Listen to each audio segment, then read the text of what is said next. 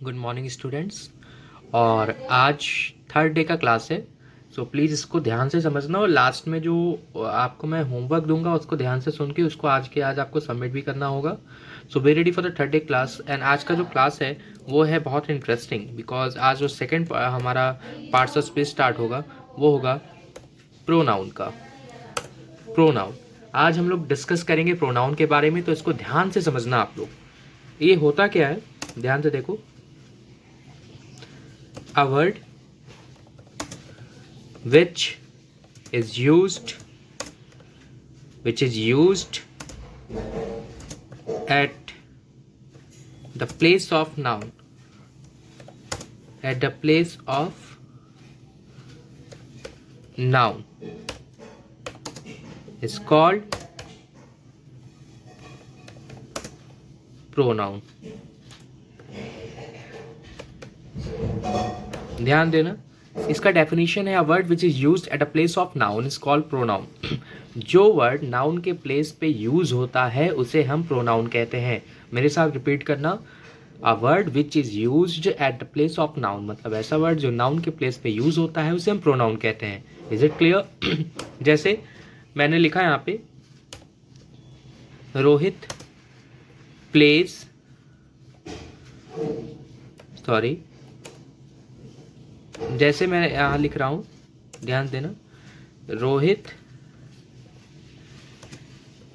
Plays a match. Okay, अगर मैं आपसे पूछूं कि रोहित इसमें क्या है, तो रोहित किसी लड़के का नाम है, तो ये किसी के भी नाम को हम लोग क्या कहते हैं, नाउन।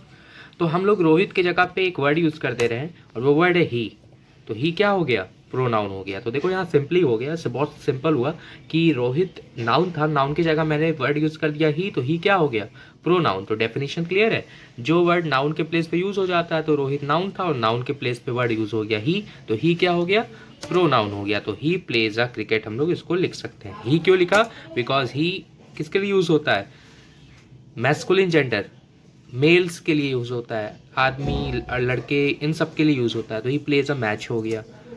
ओके, तो ये हो गया हमारा प्रोनाउन का एग्जाम्पल। सो प्रोनाउन क्या है, ही है, प्रोनाउन ही है।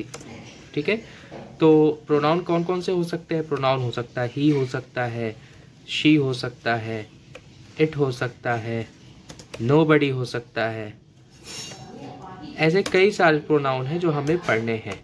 तो ये हो गए प्रोनाउन का definition. A word which is use at a place of noun is called pronoun. इसमें एग्जाम्पल मैंने दे दिया, जैसे आपका था Rohit plays a match, Rohit इसमें था नाउन, तो रोहित की जगह मैंने यूज कर दिया ही, तो ही हो गया प्रोनाउन। इसीलिए मैंने यहाँ सेंटेंस रिपीट किया, he plays a match. Pronoun कई तरह के हो सकते हैं, लाइक ही हो सकता है प्रोनाउन, शी हो सकता है, इट हो सकता है, नोबडी हो सकता है, एटसेट्रा कई सारे और हैं जो हमें डिस्कस करना है। अब बात आते हैं कितने काइंड्स होते हैं प्रोनाउन के, और there are 9 kinds of pronoun, 9 kinds of pronoun. ध्यान देना, यहाँ प्रोनाउन के 9 काइंड्स होते हैं, कई जगह 8 भी होते हैं, तो लेकिन मैं टोटल आपको डिस्कस कर दे रहा हूँ, इससे आपको कहीं दिक्कत ना हो। पहला काइंड जो होता है वो होता है personal pronoun, personal pronoun.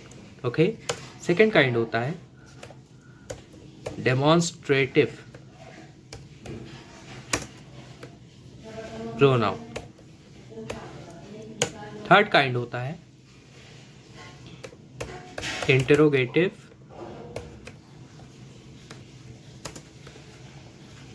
Pronoun. Fourth kind होता है इंडेफिनिट, 1 मिनट, हमारे अभी पर्सनल प्रोनाउन का नाम लिखा मैंने, और लास्ट इंट्रोगेटिव लिखा। इंट्रोगेटिव के बाद हमें जो देखना है वो है इंडेफिनिट।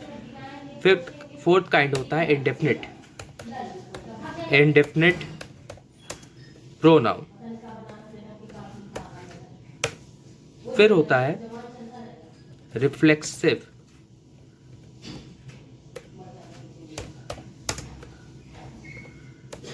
प्रोनाउन।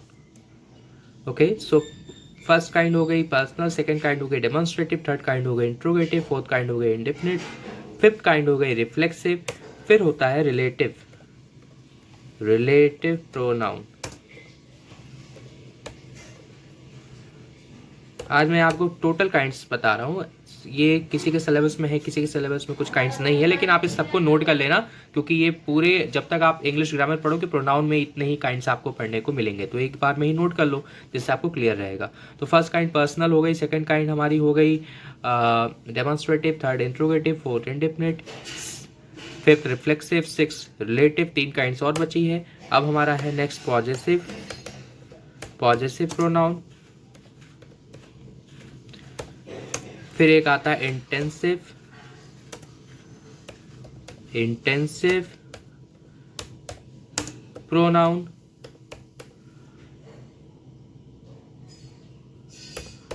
ओके। कुछ बच रहा है क्या? देखो, first kind personal, second demonstrative, third interrogative, fourth indefinite, fifth reflexive, six relative, 7 possessive, 8 indefinite, 9th क्या होगी? कोई बता सकता है? 9th हमारी क्या होगी? 9th होगी हमारी रेसिप्रोकल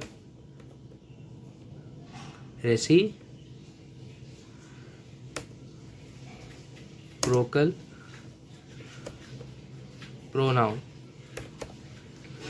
ओके। तो देखो यहाँ पे डेमोन्स्ट्रेटिव हो गया, personal, demonstrative, interrogative, indefinite, reflexive, relative, possessive, intensive, reciprocal, ये हमारी काइंड्स हो गई। इसमें अभी आप आगे जाओगे ना ग्रेजुएशन, अगर आप ग्रामर देखते हो देन आप उसमें देखोगे कई तरह के काइंड्स नाम बदल के आते हैं। जैसे इंटेंसिव को कभी कभी हम लोग रेसिप्रोकल के जैसे भी ट्रीट करते हैं। तो ये सारी चीज़ मैं आपको बताऊंगा, लेकिन मेनली आपको ध्यान देने हैं ऊपर के काइंड्स को, personal pronoun, demonstrative, interrogative, indefinite, reflexive, ये सारे आपके बहुत इंपॉर्टेंट काइंड्स हैं जो आपको बहुत ज़्यादा ध्यान दे के पढ़ना है। सो आज के लिए बस इतना ही, और आपका होमवर्क ये है कि आपको ये पूरी डेफिनेशंस और काइंड्स मुझे अपनी वॉइस रिकॉर्ड करके बताना है, ओके। आपको आज इसको सुनाना है मुझे, अपने वॉइस क्लिप को इसको SMS करना है, जिससे मुझे पता चल सके कि आपको ये पूरा लर्न हो गया है। सो आपके पास शाम 5 बजे तक का टाइम है और आपको ये पूरा मुझे लर्न करके सुनाना है। Thank you.